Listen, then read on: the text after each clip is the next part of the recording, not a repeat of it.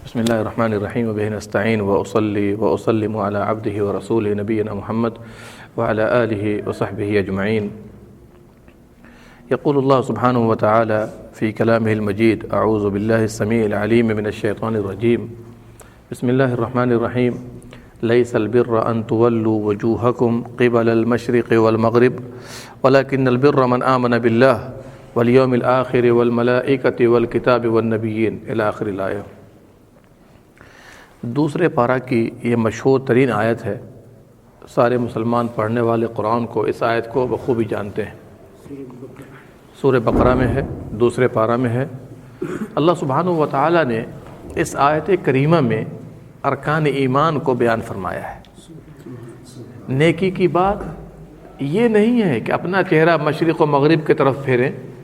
نیکی کی بات اور نیکی والا کام یہ ہے من آمن باللہ، جو اللہ پر ایمان لائے، والملائکہ، اور فرشتوں پر ایمان لائے، والکتاب، اور کتابوں پر ایمان لائے، والنبیین، اور نبیوں پر ایمان لائے.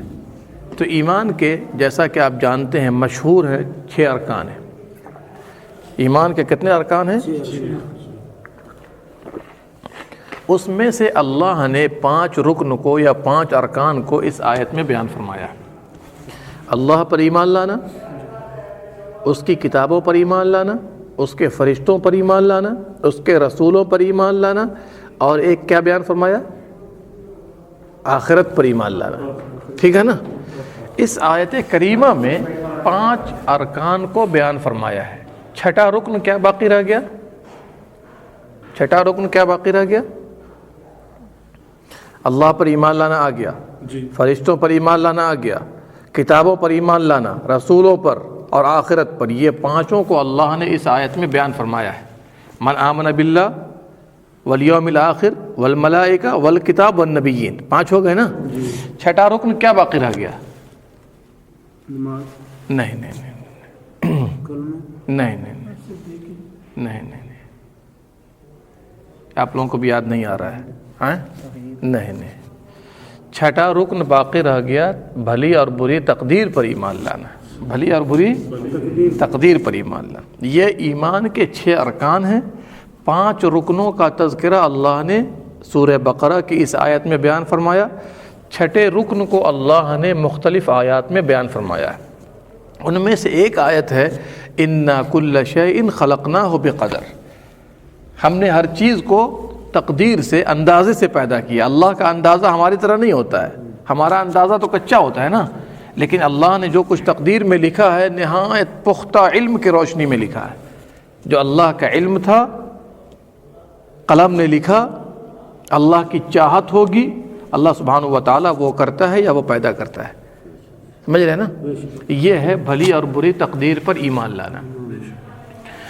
تو آج میں آپ کے سامنے تھوڑی سی گفتگو صرف ایک رکن پر کروں گا، اور وہ ہے اللہ پر ایمان لانا. اللہ پر ایمان لانا. سارے مسلمان جانتے ہیں ان 6 رکن میں یا 6 ارکان میں سب سے اہم رکن ہے اللہ پر ایمان لانا. اور جو 5 باقی بچ گئے، فرشتوں پر، کتابوں پر، رسولوں پر وغیرہ وغیرہ، یہ 5 نکلتے ہیں پہلے رکن سے. کس سے نکلتے ہیں؟ اللہ پر ایمان لانے سے ہی وہ سب چیزیں نکلتی ہیں. جو اللہ پر ایمان نہیں لائے گا وہ فرشتوں پر کیا ایمان لائے گا؟ وہ کتابوں پر کیا ایمان لائے گا؟ وہ رسولوں پر کیا ایمان لائے گا؟ وہ تقدیر پر کیا ایمان لائے گا؟ چونکہ تقدیر کا لکھنے والا اللہ سبحانہ و تعالیٰ ہے. اور اسی لیے ان 6 میں سے کسی ایک کا انکار سب کا انکار لازم آئے گا. ان 6 میں سے کسی ایک کا انکار سارے کا انکار لازم آئے گا. ایک بات تو یہ ہو گئی. دوسری بات، ان 6 کے کسی حصے کو نہ ماننا باقی سارے حصے کو نہ ماننا لازم آئے گا. اب جیسے 1,24,000 کم و بیش انبیاء کرام تشریف لائے. اگر آپ عیسیٰ علیہ السلام کو نہ مانیے مثال کے طور پر، تو باقی سارے نبیوں کو آپ گویا کہ نہیں مانتے ہیں. آپ موسیٰ کو نہ مانیے، اس پر ایمان نہ رکھیے، تو محمد صلی اللہ علیہ وسلم کو بھی آپ نہیں مانیں گے. کیوں؟ ایسا کیوں ہے؟ آخر ایسا کیوں ہے؟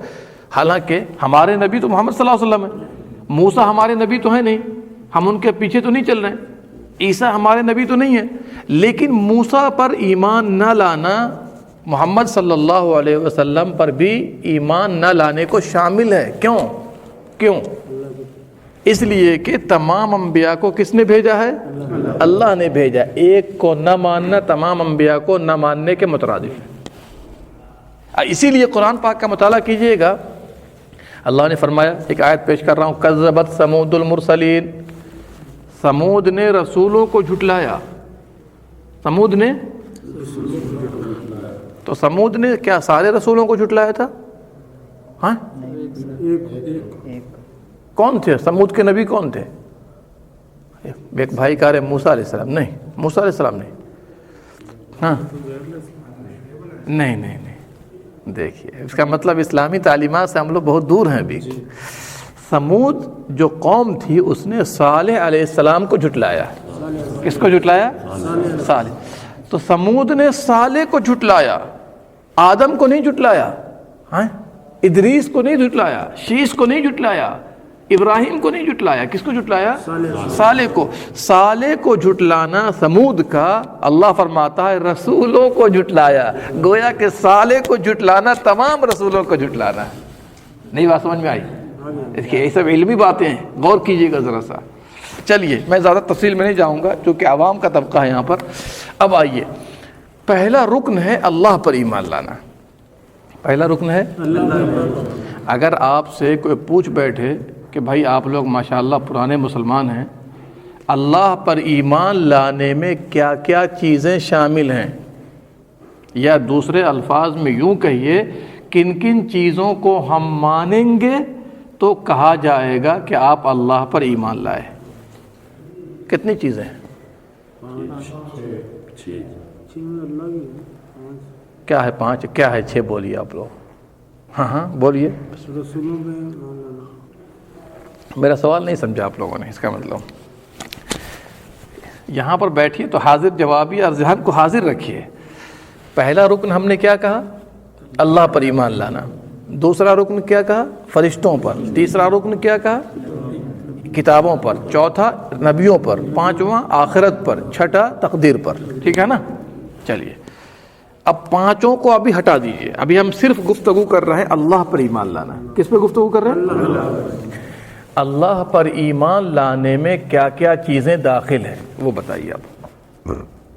ظاہر سی بات ہے کون کون سی چیز ضروری ہے اللہ پر ایمان لانے میں، اگر ایک بھی کم ہو تو اس کا مطلب آپ اللہ پر ایمان نہیں لاتے ہیں۔ وہ کون کون سی چیزیں ہیں؟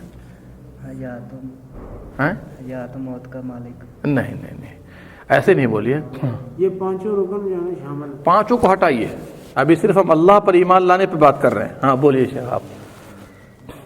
آئیے شارٹ میں، 4 چیزوں کو جب تک آپ نہیں مانیں گے تب تک آپ اللہ پر ایمان نہیں لائے۔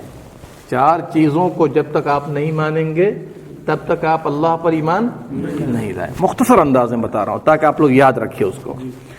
پہلی چیز ہے اللہ کی ذات پر ایمان لانا۔ پہلی چیز کیا ہے؟ اللہ کی ذات پر ایمان لانا۔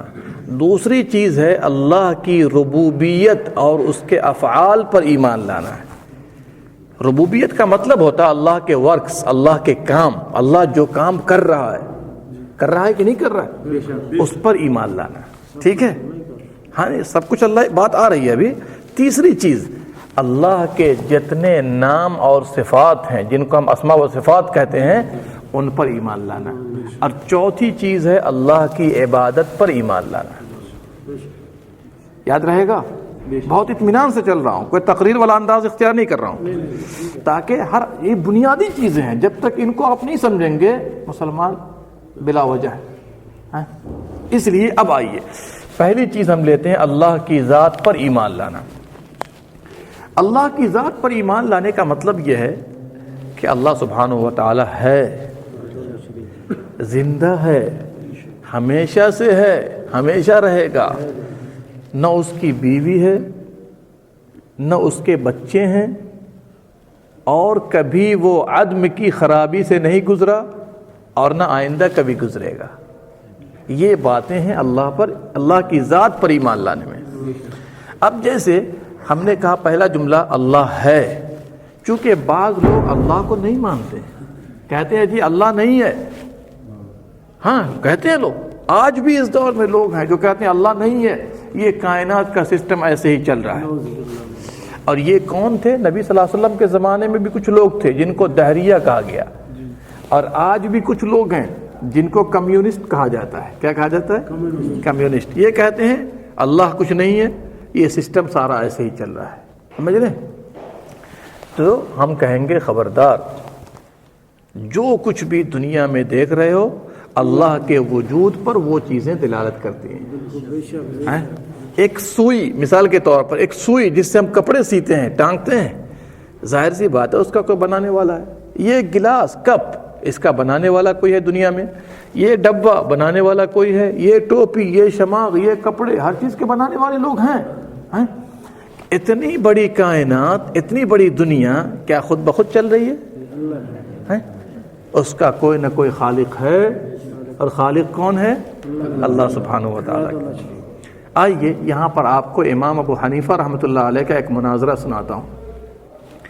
امام ابو حنیفہ کا نام سنا ہوگا آپ لوگوں نے، رحمۃ اللہ علیہ، چاروں اماموں میں سے ایک ہیں. ان سے بہت سے لوگوں نے اس زمانے میں مناظرہ کرنا چاہا. امام صاحب کہتے تھے اللہ ہے، کچھ لوگ تھے اس زمانے میں کہتے تھے اللہ ہے ہی نہیں، یہ سارا سسٹم ایسے ہی چل رہا ہے. اچھا، جو کفار کے نبی صلی اللہ علیہ وسلم کے زمانے میں کفار تھے ان لوگوں نے بھی کہا تھا کہ نہیں، کچھ لوگ تھے کہتے تھے سسٹم سارا ایسے ہی چل رہا ہے. اللہ نے ان کی بات کو بھی نقل کیا ہے، کہا نموت ونحیا اما یہلکنا الا الدہر وقالوا ما ہی الا حیاتنا الدنیا نموت ونحیا. یہ دنیاوی زندگی ایسے ہی چل رہی ہے، ہم مرتے ہیں جیتے ہیں، ہمیں زمانہ ہلاک کرتا ہے، ہمیں زمانہ ہلاک کرتا ہے. امام ابو حنیفہ سے کچھ لوگوں نے کہا رحمۃ اللہ علیہ کہ ہم مناظرہ کرنا چاہتے ہیں. انہوں نے کہا ٹھیک ہے، مناظرہ کا وقت طے کر لو، دن طے کر لو، ہم پہنچ جائیں گے، تم لوگ بھی آ جاؤ، بات چیت ہو جائے گی. کہا بات طے ہو گئی. مناظرہ کے وقت میں آنے میں امام ابو حنیفہ رحمۃ اللہ علیہ نے تھوڑی سی تاخیر کر دی. وقت جو تھا متعین تھوڑی تاخیر ہو گئی آنے میں.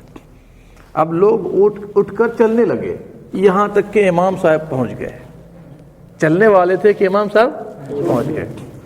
کہا ہاں امام صاحب لگتا ہے آپ تو شکست کھا گئے، جو وقت تھا آپ وقت پہ نہیں آئے. کہا نہیں جی، بات وہ نہیں تھی، بات یہ تھی ایک حیرت ناک منظر سامنے آ گیا. کہا کیسے، کیا آ گیا بتائیے. کہا جو میں دریا کراس کر کے آ رہا تھا تو دیکھا دریا کے کنارے لکڑیاں خود بخود آئیں، خود بخود لکڑی جٹ گئی، مل گئی، خود بخود کشتی بن گئی، اور میں سوار ہو گیا، خود بخود کشتی نے مجھے پہنچا دیا یہاں تک، کنارے تک. لوگوں نے کیا کہا، امام صاحب لگتا ہے آپ کا دماغ کھسک گیا ہے. کیا کہا؟ لگتا ہے آپ کا دماغ کھسک گیا ہے، یہ پاسبل ہے اس طرح؟ کہا کہ یہی تو مناظرہ تھا میرا، مناظرہ ہی ختم ہو گیا. کہا کیسے؟ کہا جب ایک کشتی خود بخود نہیں بن سکتی ہے تو تم اتنی بڑی دنیا کے بارے میں کہہ رہے ہو خود بخود چل رہی ہے، خود بخود بن گئی ہے، یہی تو ہمارا مناظرہ تھا جس کو تم سمجھ نہیں سکے. غور کر رہے ہیں؟ علم اسی کا نام ہے. اسی طرح کا ایک اور مناظرہ ہوا مسجد حرام میں کچھ سالوں پہلے. دو عالم جمع ہوئے، ایک نے کہا اللہ ہے، دوسرے نے کہا نہیں ایسے ہی چل رہا ہے. سمجھ رہے ہیں؟ عالم تھے وہ بھی. آج لوگ کہتے ہیں نا فلانے عالم بھی ہے، فلانے عالم بھی ہے. یہ دونوں جمع ہوئے، کہا مناظرہ کرنا ہے. انہوں نے دلیلیں پیش کی، انہوں نے بھی قیل قال. آپ تو جانتے ہیں منطق فلسفہ کا دور ہے، حق کو باطل کرنا اور باطل کو حق کرنا دائیں ہاتھ کا کھیل ہے لوگوں کے آج کل. سمجھ رہے ہیں؟ ایسے ایسے شبہات ڈال دیں گے کہ آپ جواب ہی نہیں دے پائیں گے. کیا ہوا سنتے رہیے. بات طے نہیں ہوئی، بات آ گئی مباہلہ پر. کس پر بات آ گئی؟ مباہلہ جانتے ہیں آپ لوگ؟ اگر بات سے حل نہ ہو تو قسمہ قسمی کی نوبت آ جاتی ہے، قسم اٹھانے والی کہ اللہ کی تم قسم کھاؤ، ایسا نہیں تو ایسا ہے. اس کو مباہلہ کہتے ہیں. تو بات ہوئی کہ چلو دعا کریں گے اور اس کے بعد انشاءاللہ ہم جو ہے نا مباہلہ کریں گے. جب ایسے دعا کے لیے ہاتھ اٹھائے، سمجھ رہے ہیں، تو جس نے کہا کہ اللہ ہے، کہا بے وقوف، مناظرہ ہی ختم ہو گیا. کیا کہا؟ اور مناظرہ ہی ختم ہو گیا. تم جو ایسے ہاتھ اٹھائے، یہ اوپر ہاتھ کیوں کیے؟ اس کا مطلب یہ ہے کہ اللہ ہے اور اوپر میں ہے. کہاں ہے؟ آسمانوں پر ہے. کہا مناظرہ ہی ختم ہو گیا. کیا کہا؟ دیکھیے، اللہ کو سمجھنے کے لیے اللہ کی مخلوقات پر غور کیجئے، ہدایت کے لیے کافی ہے. اسی لیے اللہ نے قرآن میں مکے کے کفار کو جا بجا آسمان کی مثال، زمین کی مثال، چاند، سورج، ستارے، سیارے، سمندر، بڑی مثالیں موجود ہیں قرآن پاک میں. آج میری گفتگو تھی ایک جگہ درس میں نے اسی کو کہا کہ دیکھیے، ایک بڑی عبادت ہے اللہ کی مخلوقات پر غور کرنا. جو اللہ کی مخلوقات پر ٹھنڈے دل سے غور کرے اور سوچے کہ اتنی بڑی کائنات، اتنی بڑی دنیا جو اللہ نے بنا دی ہے، اگر آپ غور کریں گے تو اللہ کی عظمت کو، اللہ کی بڑائی کو، اللہ کی کبریائی کو سمجھنے کے لیے کافی. تو پہلا جملہ ہم نے جو کہا اللہ کی ذات پر ایمان لانا، یعنی اللہ ہے، ایک ہے، دو نہیں ہے، ایک ہے. چونکہ ایسے لوگ پیدا ہوئے جنہوں نے کہا دو ہے. آپ کو شاید معلوم نہیں معلوم ہے. کہا لوگوں نے نیکی کا خدا الگ ہے، برائی کا خدا الگ ہے. یہ فارس والوں کا عقیدہ تھا. فارس والوں کا کیا عقیدہ تھا؟ دو اللہ ہے، نیکی کا خدا الگ ہے اور برائی کا خدا الگ ہے. تو اللہ نے اس پر بھی رد کیا ہے، کہا کہ نہیں، خدا ایک ہی ہے، اللہ ایک ہی ہے، تمام کائنات کو وہ تنہا چلا رہا ہے. آئیے، اس کے بعد اللہ کی کوئی بیوی نہیں ہے. اللہ نے قرآن میں خود کہا. اس کا مطلب یہ ہے کہ کچھ لوگوں نے کہا ہے کہ اس کی بیوی ہے. اللہ سبحانہ و تعالیٰ فرماتا ہے 7ویں پارہ میں، بدیع السماوات والارض، وہ آسمان و زمین کا پیدا کرنے والا ہے. انا یکون لہ ولد، اس کے لیے تم لوگ جو بچے ثابت کر رہے ہو، اس کا کوئی بچہ نہیں ہے. ولم تکن لہ صاحبہ، اس کی کوئی بیوی نہیں. اور کچھ ایسے لوگ پیدا ہوئے جو اپنے آپ کو کہا کہ ہم اللہ والے ہیں، ہاتھوں میں زیورات اور کنگن اور کیا کیا پہن لیا، کہتے ہیں جی ہم اللہ کی بیوی ہیں. کیا کہا؟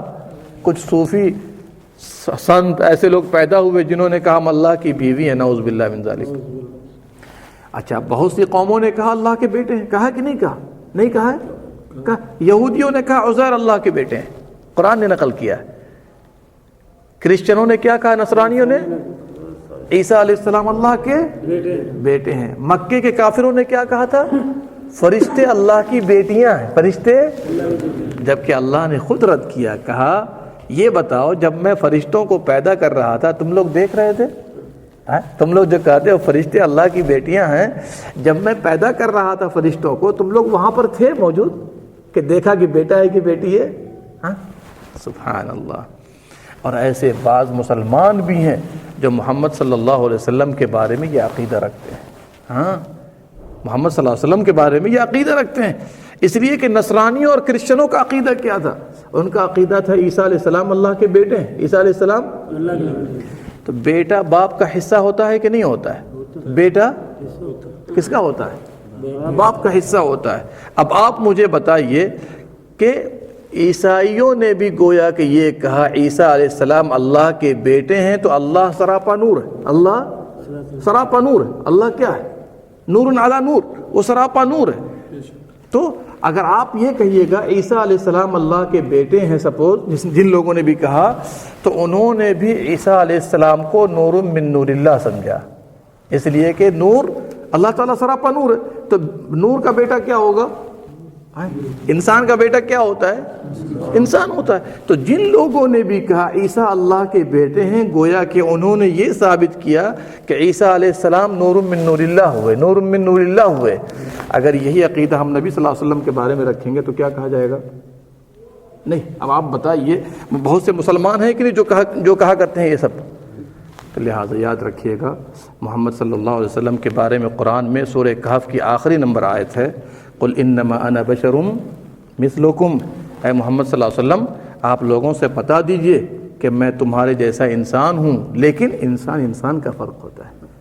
ایک انسان ملک عبداللہ بھی ہے، ایک انسان بڑے پوسٹ والا بھی ہوتا ہے.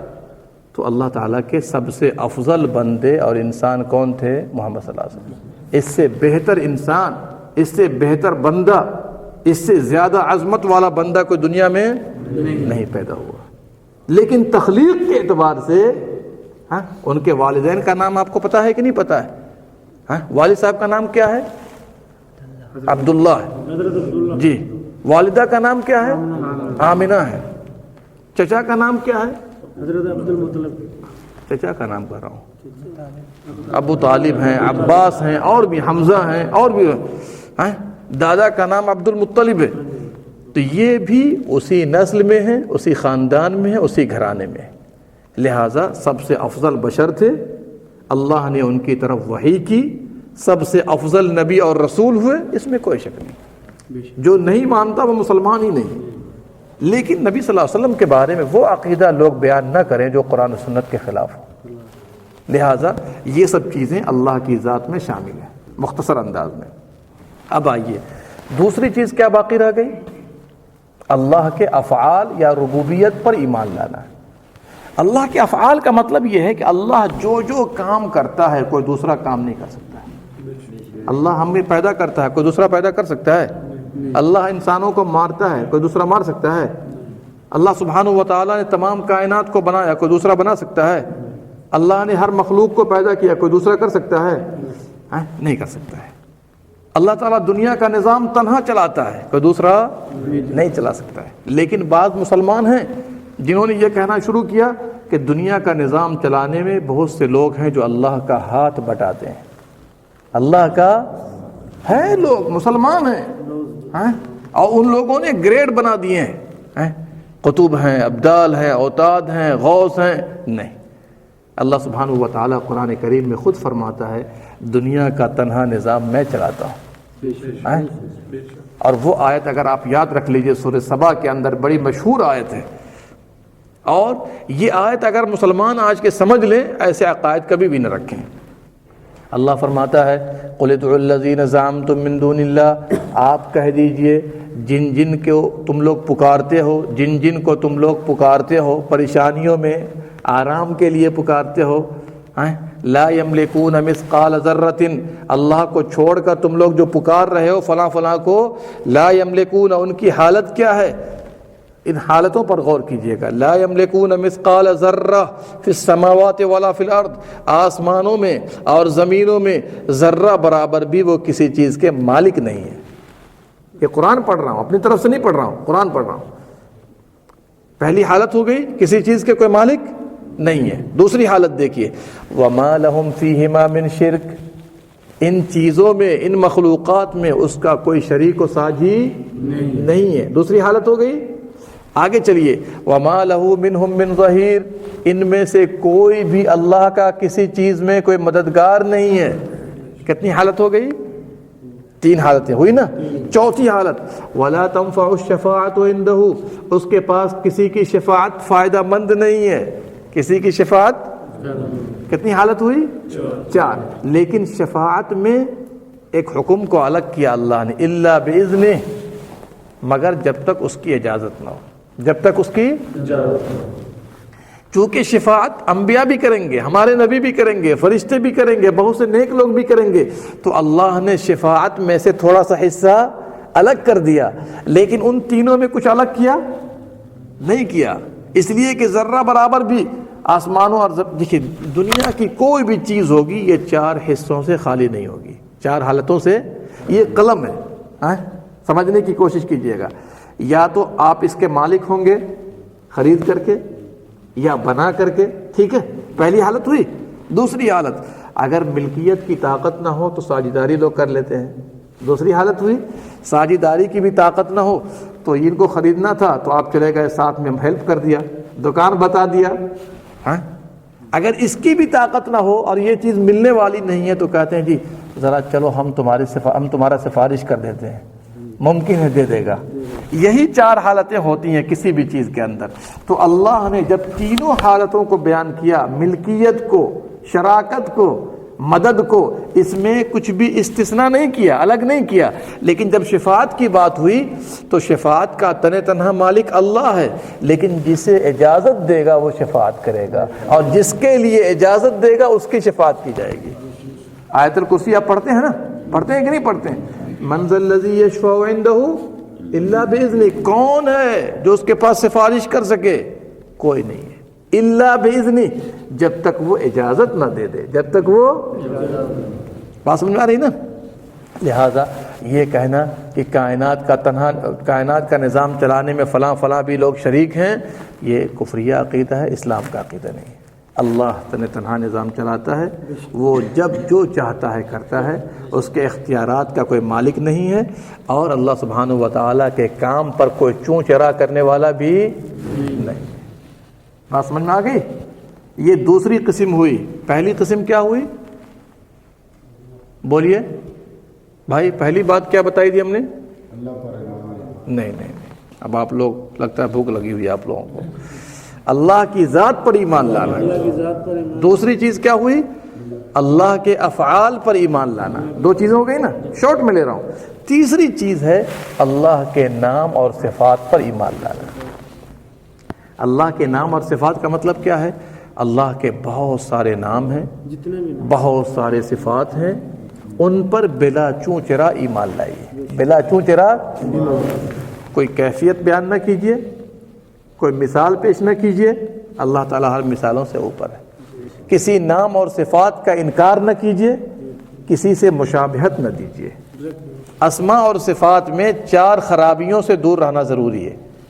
اگر 4 خرابی میں سے کوئی خرابی آپ کے اندر پائی جائے گی، اس کا مطلب اللہ کی شان میں گستاخی کریں گے. پہلی خرابی کیا ہے؟ آپ اللہ کے لیے مثال پیش نہ کیجیے، ٹھیک ہے.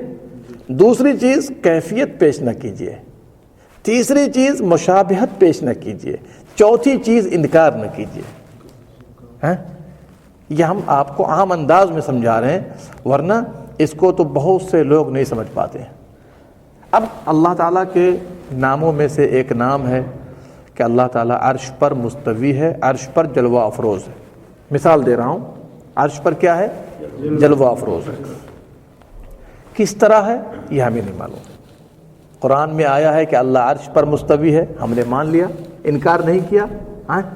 اللہ تعالیٰ کس طرح مستوی ہے یہ ہمیں نہیں پتہ ہے، چونکہ اللہ نے خود بیان نہیں کیا.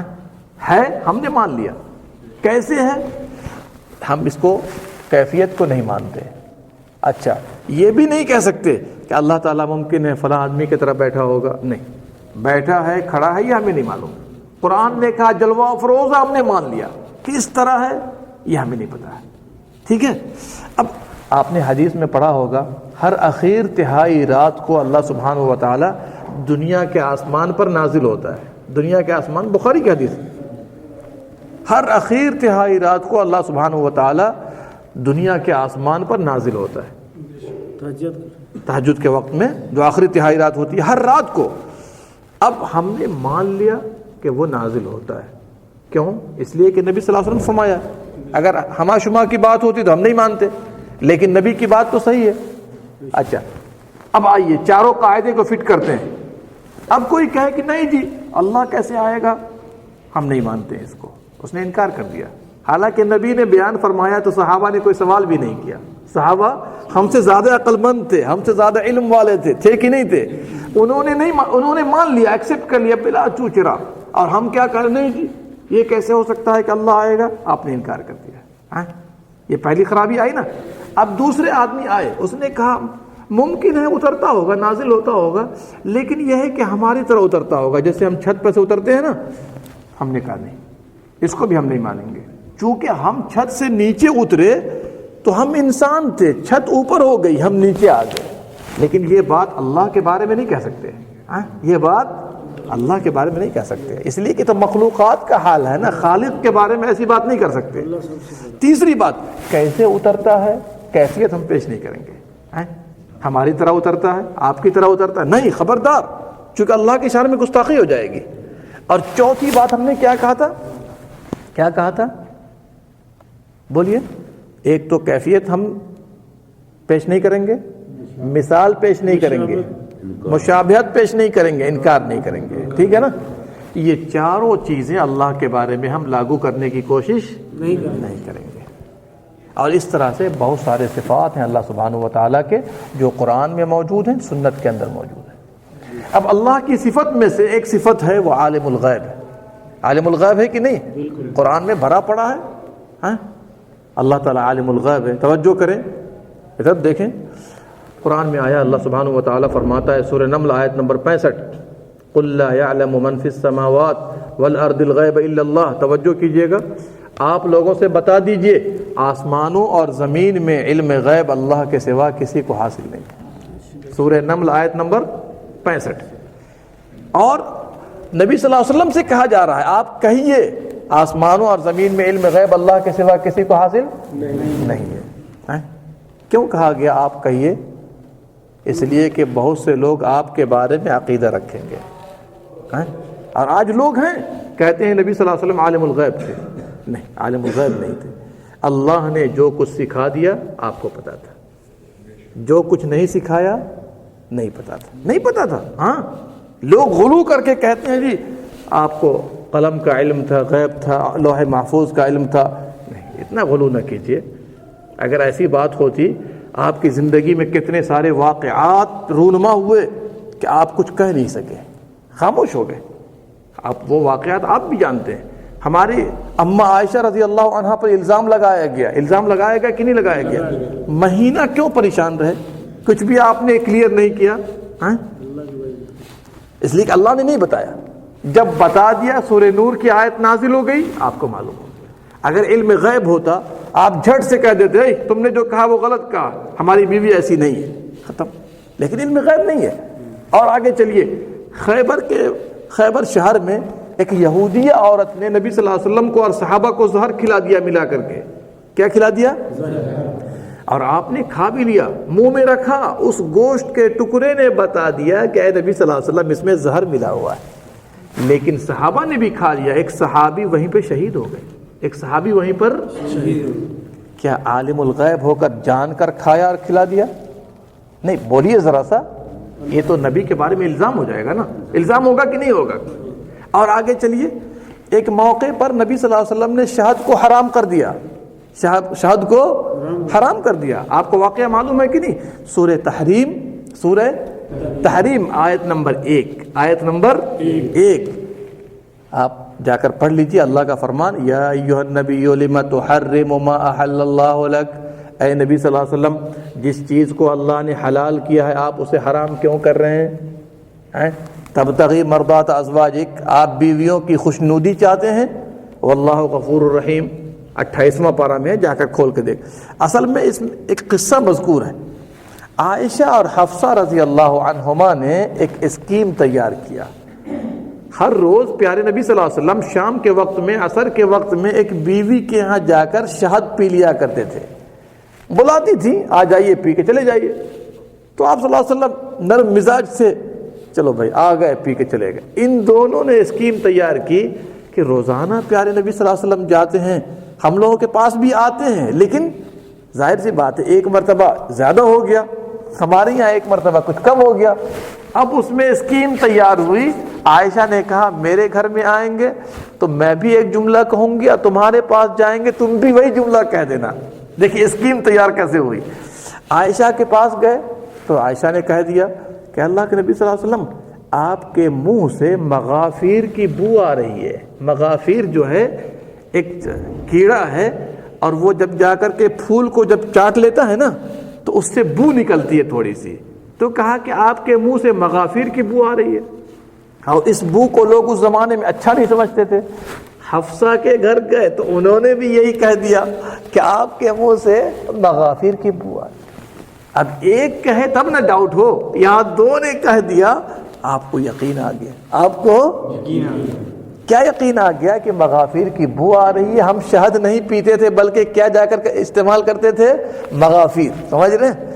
اب نبی صلی اللہ علیہ وسلم نے کیا کیا؟ شہد کو حرام کر لیا کہ آج کے بعد کبھی بھی شہد نہیں پیوں گا, آج کے بعد کبھی بھی. اللہ نے جھٹ سے یہ آیت نازل فرمائی, اے نبی صلی اللہ علیہ وسلم جس چیز کو اللہ نے حلال کیا ہے آپ اسے حرام کیوں کر رہے ہیں؟ حالانکہ عائشہ اور حفصہ پر بھی اللہ نے کلیم کیا بات کی آیتوں میں, لیکن بتانا مقصود یہ ہے کہ اگر عالم الغیب ہوتے تو آپ کو تو فوراً ہی پتہ چلنا تھا مغافیر ہے کہ شہد ہے. مغافیر ہے یا سورہ کہف میں کفار نے 3 سوالات کیے. اصحاب کہف کے بارے میں، روح کے بارے میں، ذوالقرنین کے بارے میں، تینوں کے بارے میں کہا کل جواب دوں گا. کیا کہا؟ اور کل آئے تب تو جواب دیں، انشاءاللہ نہیں کہا. انشاءاللہ نہیں ہونا تو یہ چاہیے تھا کہ انشاءاللہ جواب دوں گا، چونکہ وہی آئے گی تو معلوم کر کے بتاؤں گا. لیکن یہ کہنا اللہ کو پسند نہیں آیا، کل جواب دوں گا. کہاں سے جواب دیں گے؟ دیجیے جواب اپنی طرف سے. تو سوال کیا ہے کہ اللہ جو بتاتا تھا آپ کو معلوم ہوتا تھا، جو نہیں بتاتا تھا وہ معلوم نہیں ہوتا تھا. لیکن آج لوگوں نے غلو کر کے ایسا عقیدہ رکھ لیا ہے نبی صلی اللہ علیہ وسلم کے بارے میں، کہتے ہیں جی کون و مکان کا علم ہے، فلاں علم ہے، دریاؤں کا علم ہے، سمندر کا. اتنا غلو کرنے کی ضرورت نہیں ہے. نبی صلی اللہ علیہ وسلم سے ہر مسلمان محبت کرتا ہے، لیکن وہ محبت ہو جو قرآن و سنت کے دائرے میں ہو. اگر دائرے سے باہر نکلیں گے، غلو کریں گے، تو نبی صلی اللہ علیہ وسلم نے غلو کرنے سے خود ہی منع فرمایا ہے. آپ نے فرمایا لا تطرونی، تم لوگ میری شان میں حد سے غلو نہ کرنا، میں اللہ کا بندہ اور اس کا رسول ہوں، تم لوگ مجھے اللہ کا بندہ اور اس کا رسول کہنا. جبکہ غلو کر کے عیسیٰ علیہ السلام کی شان میں ہلاک ہو گئے. آئیے آخری بات، بعض بھائی لگتا ہے پریشان ہے. آخری بات، اللہ کی عبادتوں پر ایمان لانا. عبادت سے مراد کیا ہے؟ اللہ نے جن جن کاموں کے کرنے کا حکم دیا ہے اور جن کاموں سے روک دیا ہے، یہ عبادت ہے. کیا ہے یہ؟ عبادت. ہمارے نبی صلی اللہ علیہ وسلم نے یا اللہ رب العالمین نے جن جن کاموں کے کرنے کا حکم دیا، ہم اور آپ بجا لائیں گے، اور اللہ ہی کے لیے بجا لائیں گے، کسی اور کے لیے نہیں. جن کاموں سے منع کر دیا ہے اللہ نے، اس کے رسول نے، ہم اس سے رک جائیں گے، ہم اس سے رک جائیں گے. یہ عبادت ہے. نظر و نیاز عبادت ہے اللہ کے لیے، قربانی اللہ کے لیے عبادت ہے، بھروسہ اللہ کے لیے عبادت، نماز اللہ کے لیے عبادت، رکوع اللہ کے لیے عبادت، سجدہ اللہ کے لیے عبادت ہے، بھروسہ اللہ پر کیجیے اللہ کے لیے عبادت ہے، دعا اللہ سے کیجیے، اللہ سے کیجیے اللہ کے لیے عبادت ہے. اگر ان قسموں کو، اور بھی قسمیں عبادت کی ہیں جو قرآن و سنت میں مذکور ہیں، ان سب کو ایک اللہ کے لیے پیش کرنا ہوگا. اگر کسی اور کے لیے کر دیا شرک ہو جائے گا. کیا ہو جائے گا؟ دعا عبادت ہے. اے اللہ یہ عطا کر دے، تکلیف دور کر دے. اب ایک آدمی کہے یا غوث المدد، نہیں. ابھی آپ نے پڑھا تھا نماز کے اندر، کیا پڑھا تھا؟ ایاک نعبد، سورہ فاتحہ میں ہے. کوئی دور جانے کی ضرورت نہیں. پتہ نہیں مولانا صاحب صحیح کر رہے ہیں کہ غلط کر رہے ہیں. اے اللہ ہم تیری ہی عبادت کرتے ہیں، تیری عبادت نہیں کرتے. ایاک پہلے لایا گیا ہے، نعبد بعد میں ہے. ایاک تخصیص کو کہتا ہے. اے اللہ ہم تیری ہی عبادت کرتے ہیں اور تجھ ہی سے، تجھ سے نہیں مانگتے، تجھ ہی سے مدد مانگتے. ہاں، ہر حال میں عبادت اللہ کے لیے ہوگی، ہر حال میں مدد کس سے طلب کی جائے گی؟ غور کر رہے ہیں میری بات؟ اب ایک آدمی کہے یا غوث المدد، آپ نے اللہ کو کیوں چھوڑ دیا؟ کیا اللہ اس پر قادر نہیں ہے؟ نہیں. بتائیے. بعض لوگ کہتے ہیں یا رسول اللہ انظر حالنا اسما قالنا، کیا نبی صلی اللہ علیہ وسلم مدد کریں گے آپ کی؟ دنیا سے گزر گئے. ابھی آپ نے پڑھا تو وَإِيَّاكَ نَسْتَعِينُ، اللہ ہم تجھی سے مدد طلب کریں گے. بعض لوگ کہتے ہیں یا علی مشکل کشا، کیا علی مشکل کشائی کے لیے پیدا ہوئے تھے؟ وہ خود اپنی مشکل دور نہیں کر پا رہے تھے، وہ اللہ سے کہتے تھے اللہ دور کر دے. لہٰذا یہ سب جو ہے لوگ جو استعمال کرتے ہیں، یہ اللہ کے ساتھ شرک ہے. اللہ کے ساتھ. اور ہمیشہ وَإِيَّاكَ نَسْتَعِينُ یاد رکھیے، اے اللہ ہم تجھ ہی سے مدد طلب کرتے ہیں، کسی اور سے مدد. ارے ہم لوگ تو بہت ڈاؤن ہو گئے نا، بہت ڈاؤن ہو گئے. ہونا یہ چاہیے. صحابہ کی توحید یہ تھی کہ سواری پر سوار ہوتے تھے، ڈنڈا گر جاتا تھا، کسی سے نہ کہتے تھے اٹھا کے دے دو. خود ہی کو کر بلند اتنا کہ ہر تقدیر سے پہلے خدا بندوں سے خود پوچھے بتا تیری رضا کیا ہے. خود ہی کو بلند کیجئے، اپنے آپ کو بلند کیجئے. حالانکہ ہم مانگ سکتے تھے پانی لائیے پینے کے لیے، لیکن خود سے کریں گے. دوسروں سے کہنے کے مقابلے میں اللہ کو زیادہ پسند ہے. اسی لیے صحابہ کی توحید کیا تھی؟ جوتے کا تسمہ ٹوٹ جاتا تھا تو اللہ سے کہتے تھے. نمک مانگنا ہوتا تو کس سے کہتے تھے؟ بتائیے. سبحان اللہ. اور اسی لیے زمین پر چل رہے ہیں، اللہ تعالیٰ وہاں سے سرٹیفکیٹ بھیج رہا ہے، ابو بکر آپ زمین پر ہو لیکن جنتی ہو، عمر آپ زمین پر چل رہے ہو جنتی ہو، عثمان زمین پر چل رہے ہو جنتی ہو، علی زمین پر چل رہے ہو کیوں؟ انہوں نے وہ کارنامے، وہ خدمات انجام دی ہیں کہ اللہ سبحانہ و تعالیٰ نے سبھوں کو ہلا کر جھجوڑ کر دیکھ لیا۔ پہاڑ کو تو ہلا سکتے تھے لیکن ان کو ہلا، جی ظاہر سی بات ہے، کس بنا پر؟ ٹھوس عقیدہ، عمل صالح، خدمات۔ دیکھیے اللہ سبحانہ و تعالیٰ ان کے علاوہ اوروں کو بھی جنت کی خوشخبری دنیا میں رہتے ہوئے سنا چکا ہے، لیکن آج ہمارا معاملہ کیا ہے؟ ہم توحید نہیں سمجھتے ہیں، توحید نہیں سمجھتے ہیں، نماز نہیں پڑھتے، نمازوں کا اہتمام نہیں کرتے، اللہ سے نہیں مانگتے، اللہ کے لیے نظر و نیاز پیش نہیں کرتے، ہم جا کے زندہ مردے کے نام سے نظر و نیاز پیش کرتے ہیں۔ نظر و نیاز اللہ کی عبادت ہے، یہ اللہ کے حق میں کیوں گستاخی کر رہے ہیں؟